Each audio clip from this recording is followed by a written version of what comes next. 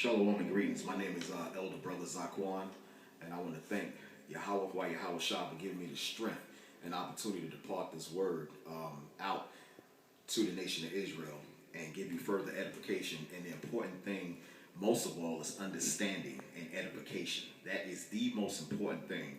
And what you're going to actually find out in these last days that we're living in America, which is the Roman Empire, which is technically the British Empire. When you read the book of Revelation, it tells you that America is that eighth that came out of the seventh.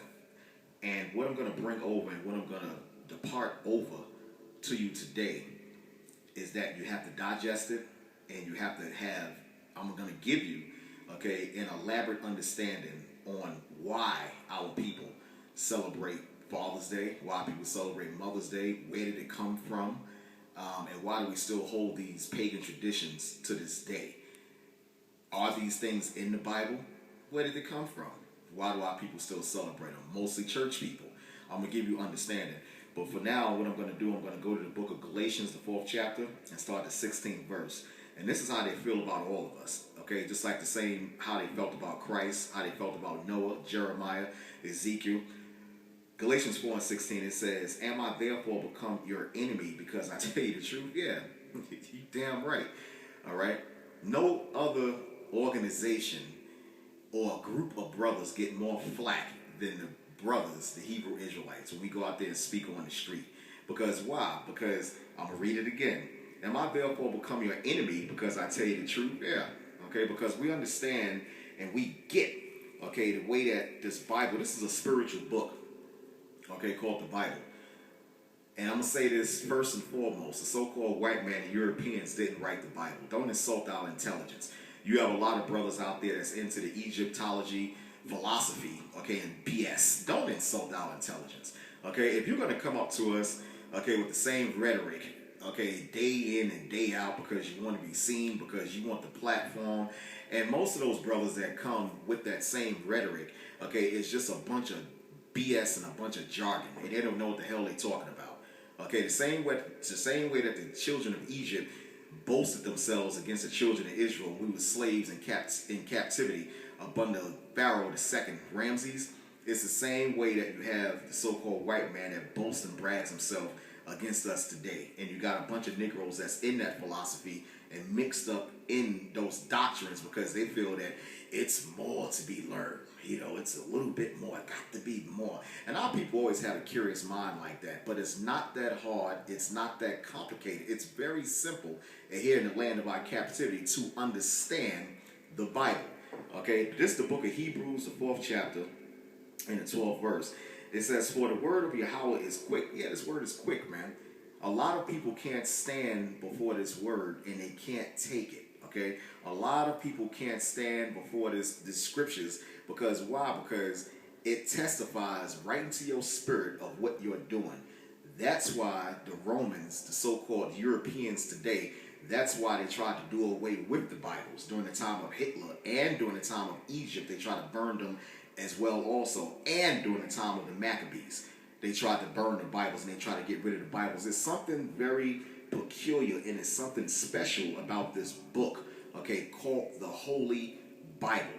No time in history will you find out where they tried to actually burn or get rid of the Qurans, or they try to get rid of the Book of the Dead because it holds no volume. That's the reason why they don't do that. The only book on this earth that holds a spiritual volume and has the understanding and gives you the downfall in the history, of all nations is the Holy Bible. All other history books just back up, what this Bible is all about. I've got 1,000 books, in my possession. But, the main book that I deal with and that we deal with is the Holy Bible. All other books just back up what this book says right here. That's it. And we just basically just link up the dates, according to the Bible, and the history books, they help us. That's about it. But there's no other book on this planet like the Holy Bible. The so-called white man knows that. All other nations on this earth know that the Bible is the book. The only people that's going around in the earth talking about the Bible is non-valid, those things really didn't happen in the Bible. is our people today. Even Egyptians themselves know that the Bible is a valid book. Even they know that. The only people that's going around, okay, in this entire planet that's going around talking about the Bible has no validity and those things in there never happened is the so-called Negroes over here in America. Don't insult our intelligence. I'm going to read it again. Hebrews, the book of Hebrews 4:12, it says, "For the word of the Most High is quick and it's powerful." This is a powerful book. You try reading the book of Leviticus and telling a homosexual, okay, that he doesn't have, any rights, okay, or he's supposed to be put to death. Don't you know that's something that'll just move his spirit, okay? Because these are the words of the Heavenly Father. This word is powerful. It says, "and sharper than any two-edged sword." These words will cut you, man. Try telling a Christian or try telling a pastor that according to the law of Leviticus, the 11th chapter, that you can't eat bottom feeders or anything that's the Heavenly Father considers an abomination to eat. You can't eat pork. You can't eat rabbit. You can't eat coon. You can't eat ostrich. You can't eat no fish that don't have fins and scales. That includes shrimp, lobster, scallops, oysters, the bottom feeders that clean up the ocean. That's part of the reason why the ocean is so dirty today, is because they're taking and they're raping the earth out of all its natural resources, okay, and the animals and the sea creatures that serve a purpose, okay, and they're putting it on your plate. That's part of the reason why, okay, the ocean is so dirty. But the Most High said his word is quick and it is sharper than any two-edged sword. It is piercing even to the dividing asunder of the soul and the spirit. It pierces your spirit when you hear these words. Okay, the black man is not supposed to commit adultery. You're not supposed to lay down with another man's wife. The black man is not supposed to be effeminate. He's not supposed to have women tendency and women ways. Okay, the black woman is not supposed to have a lust for another woman as far as being a lesbian. All right, that's something that society what uplifts and predicates. That a woman, it's okay for a woman to lust after another woman and a man to lust after another man. That's man's doing and man's sayings. So it says, and the joints and the marrows and the discerner of thoughts and the intents of the heart.